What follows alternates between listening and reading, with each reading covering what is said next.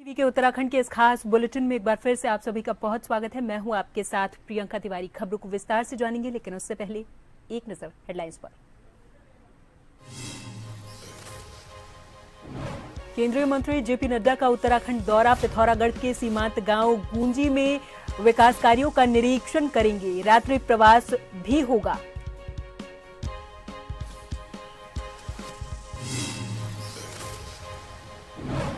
ऋषिकेश में सैनिकों के सम्मान में तिरंगा यात्रा। दुकानदारों ने फूल बरसाकर किया स्वागत। मंत्री रेखा आर्या ने की शिरकत।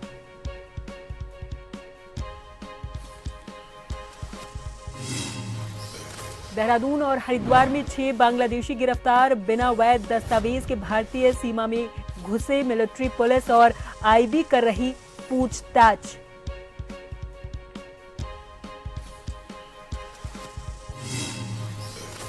ऋषिकेश में कैफे संचालन हत्याकांड में पुलिस का बड़ा खुलासा। एक आरोपी को किया गिरफ्तार, 2 अभी जेल में बंद। 2 शूटर फरार, तलाश जारी।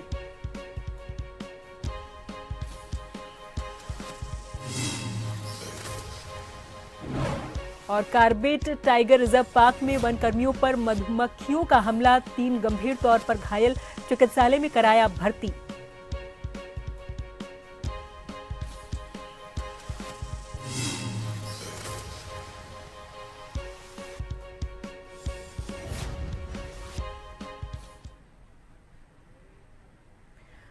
और अब उत्तराखंड की खबरों को विस्तार से जानेंगे। भाजपा के राष्ट्रीय अध्यक्ष और केंद्रीय मंत्री जेपी नड्डा उत्तराखंड के 2 दिवसीय दौरे पर हैं। आज सुबह जेपी नड्डा देहरादून के जॉली ग्रांट एयरपोर्ट पहुंचे थे, जहां उनका मुख्यमंत्री पुष्कर सिंह धामी, बीजेपी प्रदेशाध्यक्ष महेंद्र भट्ट और कैबिनेट मंत्री सौरभ बहुगुणा समेत भाजपा के कई नेताओं ने जोरदार स्वागत किया है। सीएम धामी ने उन्हें हाउस ऑफ हिमालयाज के उत्पाद भेंट किए हैं।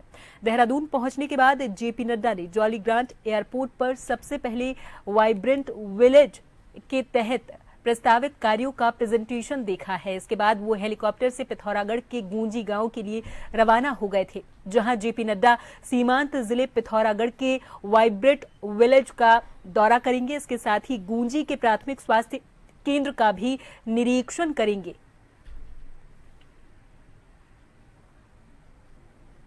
माननीय हमारे नड्डा जी जो हैं वो सीमांत क्षेत्र गुंजी में निश्चित रूप से बहुत सारी जो हमारी योजनाएं हैं उनके तहत उनकी समस्याओं का भी निराकरण करेंगे। और एक बहुत बड़ा संदेश है कि हमारे जो वीर सैनिक हैं, जो लगातार जिन्होंने जिस प्रकार की शौर्य गाथाएं लिखी हैं, अभी जो हमारी तिरंगा यात्रा जो चल रही है उसके तहत भी एक बहुत बड़ा मैसेज जो है राष्ट्रीय, जो हमारा सर्वोपरि है, जो राष्ट्र सर्वोपरि है, उसके तहत जो हमारे वीर सिपाही जो मातृभूमि की रक्षा के लिए अपने प्राणों को भी न्यौछावर करते हैं, उनके प्रति भी एक हमारी सच्ची वो जो है वो श्रद्धांजलि भी है। ऋषिकेश में पंजाब सिंध क्षेत्र धर्मशाला मुखर्जी मार्ग से त्रिवेणी घाट तक तिरंगा शौर्य सम्मान यात्रा निकाली गई। इस मौके पर दुकानदारों ने फूल बरसाकर यात्रा का स्वागत किया है। यात्रा के समापन स्थल त्रिवेणी घाट स्थित गांधी स्तंभ पर कैबिनेट मंत्री रेखा आर्या ने कहा कि ऑपरेशन सिंदूर में हमारे देश के जाबाज सैनिकों ने जिस तरीके से पाकिस्तान को धूल चटाई है और घर में घुसकर 100 से ज्यादा आतंकवादियों को मौत के घाट उतारा, वो हम भारतवासियों के लिए अत्यंत गौरव का विषय है। रेखा आर्या ने आगे कहा कि प्रधानमंत्री मोदी जी के नेतृत्व में भारत ने पूरी दुनिया को दिखा दिया कि हम किसी भी आतंकी गतिविधि को बिल्कुल बर्दाश्त नहीं करेंगे।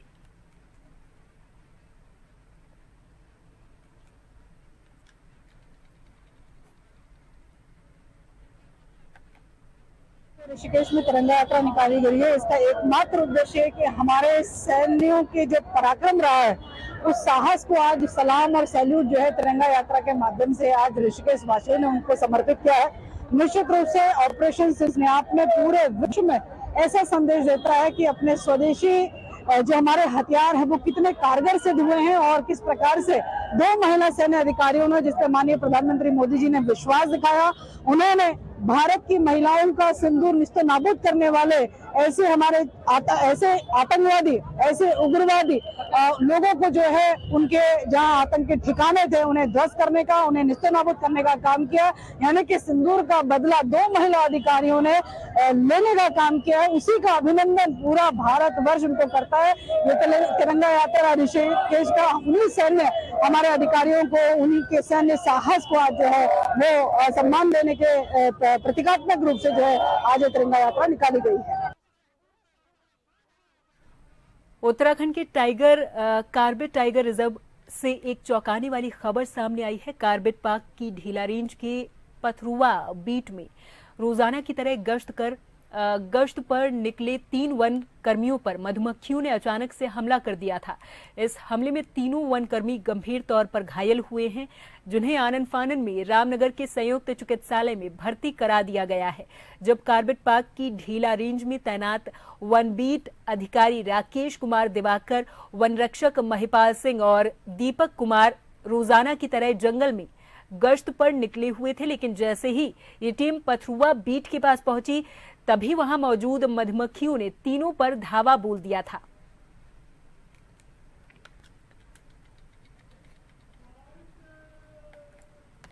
हम लोग दैनिक जो हमारी वो होती है गश्त, हम डेली जाते हैं और हम अपने वन बीट अधिकारी के पास दैनिक गश्त के लिए जा रहे थे, जो पथरुआ की चौकी पड़ती है।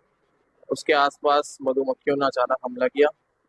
उस बीच हम 3 लोग गंभीर रूप से घायल हुए और मौके पर मौजूद स्टाफ ने हमें वहां से छुड़ाया और हमें उपचार के लिए सरकारी अस्पताल लाया। मैं राकेश कुमार दिवाकर और एक दीपक कुमार, STPF महिपाल, दैनिक श्रमिक। उत्तराखंड के देहरादून और हरिद्वार में पुलिस ने 6 बांग्लादेशी नागरिकों को पकड़ा है। इसमें से 4 पुरुष और 2 महिलाएं शामिल हैं। इसके साथ ही एक भारतीय महिला को भी पुलिस ने गिरफ्तार किया है, जो उनकी मदद कर रही थी। इन सभी को भारत लाने में 2 लोगों ने मदद की थी, जिनकी तलाश पुलिस कर रही है। गिरफ्तार लोगों से पुलिस मिलिट्री इंटेलिजेंस सहित IB पूछताछ कर रही है।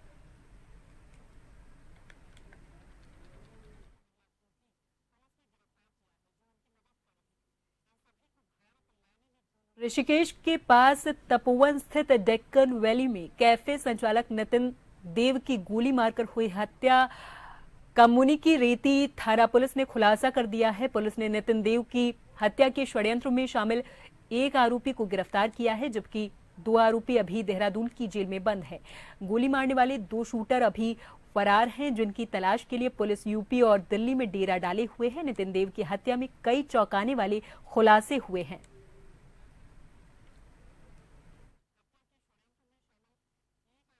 में तपोवन क्षेत्र में डेक्कन वैली सोसाइटी में एक नितिन देव नामक व्यक्ति की गोली मारकर 2 शूटरों के द्वारा हत्या कर दी गई थी। क्योंकि ये सनसनीखेज वारदात थी, इसको देखते हुए हमारे द्वारा सभी टीम्स को लगाया गया था। हमारी SOG की टीम, हमारी थाने की टीम और पूरे डिस्ट्रिक्ट में जो भी हमारी बेस्ट टीम थी उसको इस केस को वर्कआउट करने के लिए लगाया गया था। इसमें जानकारी करने में सामने आया कि जो 2 शूटर्स थे, ये दोनों पिछले कुछ समय से इसी सोसाइटी में किराए पर रह रहे थे और इनके द्वारा एक फर्जी आधार कार्ड वहाँ पर जमा कराया गया था। साथ ही जो नंबर इनके द्वारा यूज़ किए जा रहे थे फ़ोन नंबर बातचीत करने के लिए, वो भी फर्जी सिम लिए गए थे। साथ ही ये लोग इतना ज़्यादा प्रोफेशनली अवेयर थे कि इनके द्वारा हर जगह जब भी घर से बाहर निकल रहे थे, फ्लैट से बाहर निकल रहे थे, तो मास्क और CCTV लगाकर निकल रहे थे। तो इस प्रकार इनकी कोई भी पहचान, आइडेंटिटी, इनकी फ़ोटो मिलना बहुत ही मुश्किल हो गया था। इसमें हमारे द्वारा अलग अलग टीमों का गठन किया गया। CCTV के माध्यम से जब ये घटना के बाद में स्कूटी लेकर भागे थे, उसको भी पीछा किया गया कि अलग अलग कैमरों में देखा गया। साथ ही जो इनकी फ़ोन नंबर्स यूज़ किए गए थे उसका भी टेक्निकल एनालिसिस किया गया और जो भी प्रोफेशनल गैंग हमारे वेस्टर्न यूपी में, उत्तराखंड में, दिल्ली में सक्रिय हैं, इन सब की जानकारी की गई कि ये लोग कहाँ पर हैं, इनके कौन कौन गैंग मेंबर्स हैं, जो लोग जेल में निरुद्ध हैं उनसे कौन कौन लोग मिलने आ रहे हैं। तो इस प्रकार अलग अलग टीम बनाकर पूरा डिटेल में काम किया गया। रामनगर से इस वक्त की एक सनसनीखेज खबर सामने आई, जहां वन विभाग के रेस्ट हाउस में कर्मचारी की संदिग्ध परिस्थितियों में मौत हो गई है। मृतक ओम प्रकाश वन विभाग में कंप्यूटर ऑपरेटर के पद पर तैनात था और कल शाम से लापता था। सुबह उसका शव वन विभाग के गेस्ट हाउस परिसर में मिला है। वहीं मृतक के चाचा गोविंद राम ने बताया कि हमने रात भर खोजा, लेकिन ओम प्रकाश का कोई पता नहीं चला था। सुबह हमें सूचना मिली कि वो विभाग के रेस्ट हाउस में बेसुध हालत में पड़े हुए हैं। जब हम उन्हें अस्पताल लेकर पहुंचे तो डॉक्टरों ने मृत घोषित कर दिया था।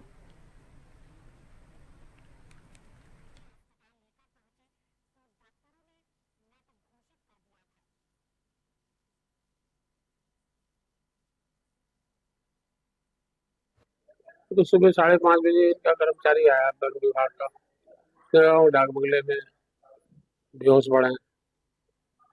तो हम गए देखने के लिए, तो पूरा लहू लुहान हो रहा था, पूरी यहाँ सूजी पड़ी थी, पूरा खून निकल रहा, बेहोश पड़ा।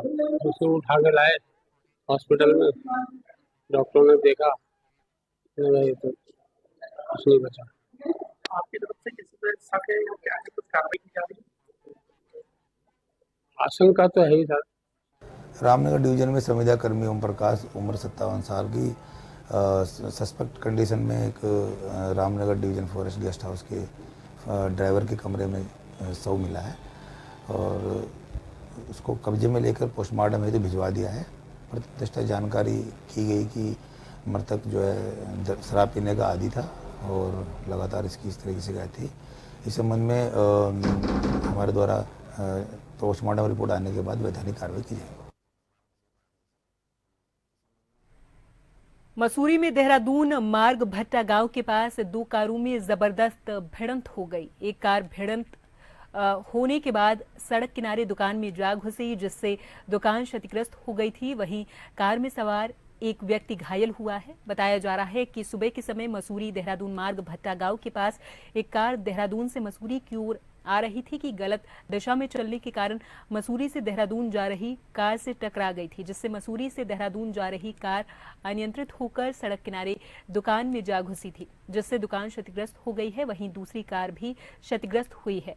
घटना की सूचना मिलते ही हालांकि मसूरी पुलिस मौके पर पहुंच गई थी और दोनों कारों को पुलिस चौकी में ले जाया गया है, जहां पर घटना की जांच जारी है।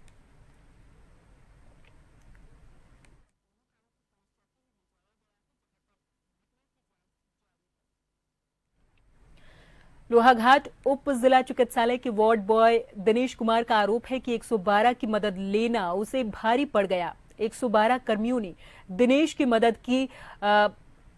मदद की बजाय उसकी पिटाई की है, ऐसा आरोप लगाया गया है, जिससे दिनेश के कान में चोट आ गई है। दिनेश का आरोप है कि शनिवार रात करीब 11:30 बजे रेगांव से 3 लोग एक छात्रा के उपचार के लिए आए हुए थे।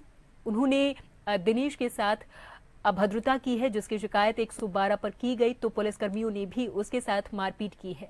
दिनेश ने मामले में DM Champawat, SP Champawat, CMO और चिकित्सा अधीक्षक से मदद की गुहार लगाई है और आरोपी दोनों पुलिसकर्मियों पर कार्रवाई की मांग की है।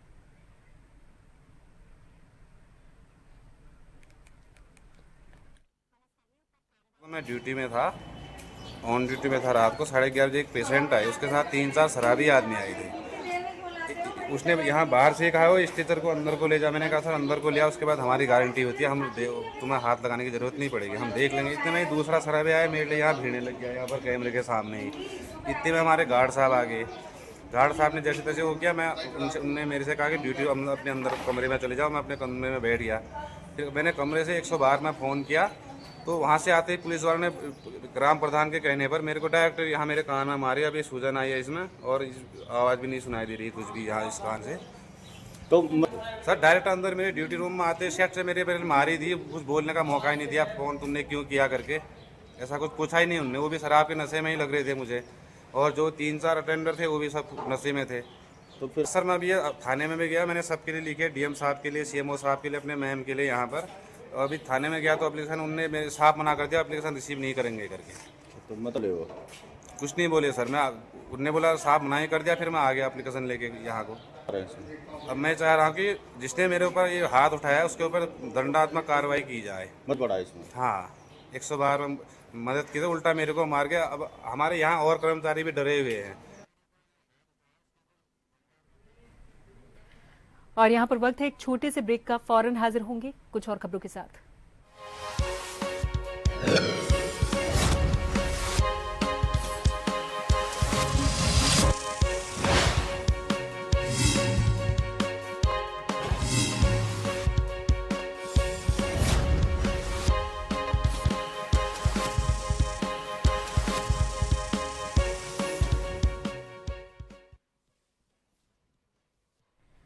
ब्रेक के बाद एक बार फिर से आप सभी का बहुत स्वागत है। अगली खबर की ओर रुख करेंगे। रुड़की के आसपास देहात और ग्रामीण क्षेत्रों में एक अजीबोगरीब मामला सामने आया, जहां राहगीरों ने सूचना देकर बताया कि अच्छे कपड़े पहने और बहुत ही कम उम्र की बालिकाएं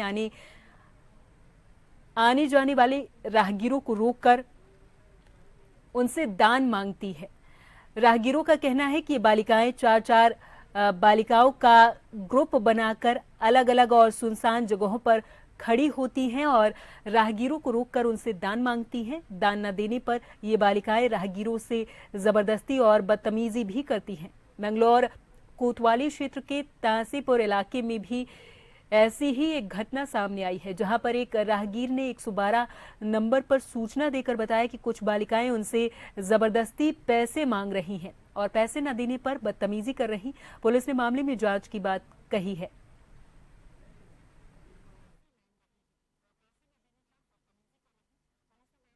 देखिए, एक दो घटनाक्रम संज्ञान में मेरे आए थे। परसों भी हमने इसमें मैंने जो ग्राउंड लेवल पे हमारी चेतक पुलिस होती है उसको बताया था। तो है ऐसे 5 कुछ बालिकाएं, ऐसा लग रहा है कि वो बाहर से आकर के यहाँ कोई अपना कागज दिखा के या कुछ किसी ग्राउंड बना करके कुछ पैसे की मांग कर रही, 50 रुपए 100 रुपए। तो बेसिकली हमें उनको चेक करना है। तो आज मैंने सभी को इसको डायरेक्शन दिए हैं। तो जल्दी जैसे वो हमारे एक्सेस तक होते हैं तो हम पता करेंगे। भाई जी, मैं इस वाली सड़क पर गुजारा था। यहाँ पे 4-5 लड़कियों का ग्रुप सा था। उन्होंने रोका और रोकने के बाद जबरदस्ती एक पेपर दिखा के उन्होंने मेरे से पैसे लिए और अगर पैसे ना दिए तो थोड़ी सी बदतमीजी कर रही थी वो। तो जबरदस्ती हमें पैसे देने पड़े। फिर पैसे दिया हमने जी 100 रुपए दिए। 100 रुपए में भी उनकी लड़ाई हो रही थी कि 100 तो ज्यादा दो। हमने फिर भी 100 रुपए दे दिए। फिर जी मैं यहाँ पे आ गया, 112 पे फोन मिलाया। अब यहाँ पे जी इंतजार कर रहा हूँ। पैसे देंगे मुझे क्या था, पहले तरूज खुआ दो मुझे। फिर कहना मन ना कहा क्या ना कहूँ तुझे अजी दान पात्र में खुआ दो। फिर कहता मुझे 50 रुपए दे दो। आपसे भी पैसे मांग रही थी मेरे पे 50 रुपए। क्या ये गैंग है सर इनका? कहाँ कितनी लड़कियां? ये 4 लड़की तो सर इधर बता रहे, 4 लड़की इधर गई। किस तरह की लड़कियां हैं? ये लड़की जो क्या ना लड़की ऐसी कोई 13-14 साल की सर। उत्तराखंड में मानसून सीजन अब ज्यादा दिन दूर नहीं, बंगाल की खाड़ी तक मानसून पहुंच चुका है। अब कुछ ही वक्त बचा है जिसके बाद उत्तराखंड में भी मानसून दस्तक देगा। मौजूदा हालात की बात करें तो उत्तराखंड में 4 धाम यात्रा भी सुचारू है और मानसून सीजन यात्रा के लिए एक बड़ी चुनौती हमेशा से ही रहा है, जिसको देखते हुए पीडब्ल्यूडी सचिव पंकज पांडे के द्वारा पीडब्ल्यूडी की तैयारियों को लेकर जानकारी दी गई है। पीडब्ल्यूडी सचिव के अनुसार मानसून आते ही समस्त मशीनों और मैनपावर को धरातल पर डिप्लॉय कर दिया जाएगा। जो लैंडस्लाइड जोन उत्तराखंड में मौजूद है उनके बारे में पहले से ही जानकारी जुटाई जा रही, ताकि समय रहते सभी तैयारियों को पूरा किया जा सके। रूप से हमारे लिए एक चैलेंज का टाइम होता है, क्योंकि पहाड़ में काफ़ी जगहों पे लैंडस्लाइड या इस तरह के इश्यूज आते हैं। तो हम लोग पूरी मुस्तैदी से काम करते हैं। हमारे पास पूरा हमारा एसओपी बना हुआ है कि कहाँ कहाँ पे हम लोग को प्रॉब्लम होती है, कहाँ पे मशीन लगानी है। तो पूरा डिटेल एसओपी है, उसके हिसाब से हम लोग मशीनें और मैन पावर डिप्लॉय करते हैं और किसी भी तरीके की सिचुएशन के लिए हम लोग तैयार रहते हैं। तो जैसे ही हमको ये अलर्ट आएगा या सिग्नल आएगा कि मानसून स्टार्ट होने वाला है, तो हमारा जो एसओपी है उसको हम लोग एक्टिवेट करेंगे और सभी जगहों पर जो अफेक्टेड जगह हैं, जो इम्पोर्टेंट रोड है हमारे, उनमें मशीनें लगाना, मैन पावर लगाना, सारे नंबर डिस्प्ले करना और जो भी रिक्वायर्ड चीज़ें हैं उसके लिए हम लोग पूरी तैयारी करेंगे। देहरादून आरटीओ विभाग के द्वारा अवैध रूप से संचालित हो रही ई ऑटो रिक्शा पर कार्रवाई करके अभियान चलाया गया। जिन ऑटो रिक्शा का इस्तेमाल नागरिकों की आवाजाही के लिए किया जाना था, उनका इस्तेमाल बतौर लोडर वाहन किया जा रहा था, जिस पर चालानी कार्रवाई करते हुए आरटीओ के द्वारा कई ऐसे वाहन सीज भी किए गए। आरटीओ प्रवर्तन अनीता चमोला ने बताया कि ऐसे 62 वाहनों के ऊपर कार्रवाई हुई है, जिसमें 18 वाहनों को सीज भी किया गया है।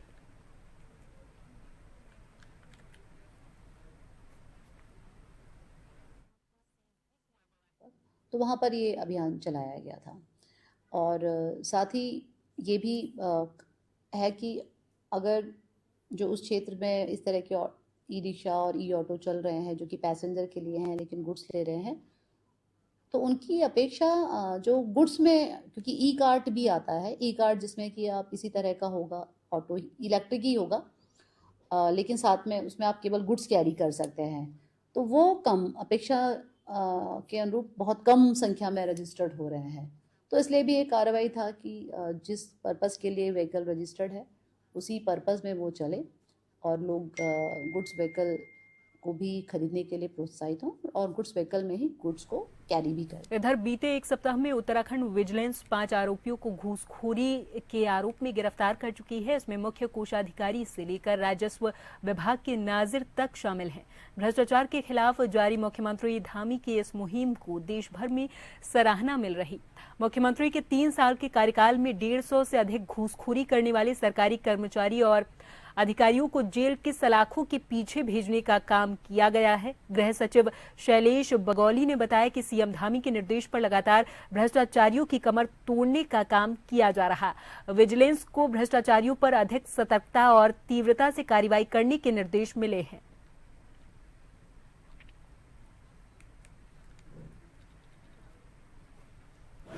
इसमें देखिए माननीय मुख्यमंत्री जी के स्पष्ट निर्देश हैं कि इस तरह की जो गतिविधियां हैं, भ्रष्टाचार हो रहा है, उसको किसी भी दिशा में बर्दाश्त नहीं किया जाएगा। और काफ़ी सारी कार्रवाई जो है इसमें विजिलेंस डिपार्टमेंट के द्वारा की जा रही है। और कल भी माननीय मुख्यमंत्री जी ने ये निर्देश दिए थे कि इस कार्रवाई को सतत रूप से जारी रखा जाए और इसमें और तेजी और इसको और प्रभावी ढंग से किया जाए। अगर आपको तितलियों का संसार देखना है तो उत्तराखंड के भीमताल में स्थित बटरफ्लाई म्यूजियम में जरूर जाएं। यहां देश ही नहीं बल्कि विदेशों से भी पर्यटक रंग बिरंगी तितलियों को देखने के लिए आते हैं। इस म्यूजियम में देशी विदेशी तितलियों का संग्रहालय है। ये अनोखा संग्रहालय बटरफ्लाई रिसर्च सेंटर के रूप में भी जाना जाता है, जहां भारी संख्या में वन्यजीव प्रेमी और शोधार्थी इस संग्रहालय में मौजूद तितलियों के बारे में जानकारी हासिल करते हैं। बटरफ्लाई रिसर्च सेंटर को भारत के बटरफ्लाई मैन के रूप में प्रसिद्ध फ्रेडरिक स्मिथ सेक सीनियर और उनके बाद बेटे पीटर स्मिथ सेक आगे बढ़ाने का काम कर रहे हैं, जहां रिसर्च सेंटर में करीब 4000 तितलियां और कीट पतंगों को संग्रहित करने का काम किया गया है। रिसर्च सेंटर की दीवारों पर आप विभिन्न प्रकार की तितलियों को देख सकते हैं, जहां संग्रहालय के रूप में रखा गया है। कुछ तितलियां आपको ऐसी भी यहां पर दिखाई देंगी जो अब विलुप्त हो चुकी हैं। ये जो है पिताजी ने इसको 1940 के दशक में तितली का संग्रह शुरू किया, जो कि 2000 के आसपास मैंने बटरफ्लाई रिसर्च सेंटर उसको बना लिया, क्योंकि इस पर रिसर्च हो रहा था तितलियों पर। और इसका मकसद ये है कि भारतीय तितलियों, पतंगों का, बाकी कीटों की जानकारी बढ़ाना। और अगर आप दुनिया के उत्तरी में जाओ, आर्कटिक सर्कल में जाओ, तो अगर मौसम सुधरा नहीं तो कोई तितलियां हैं जो 2-3 साल तक प्यूपल स्टेज में रह सकते हैं, और जब अनुकूल मौसम होता है तो वो निकल आते हैं।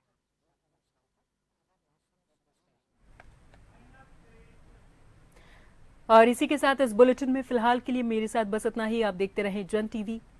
नमस्कार।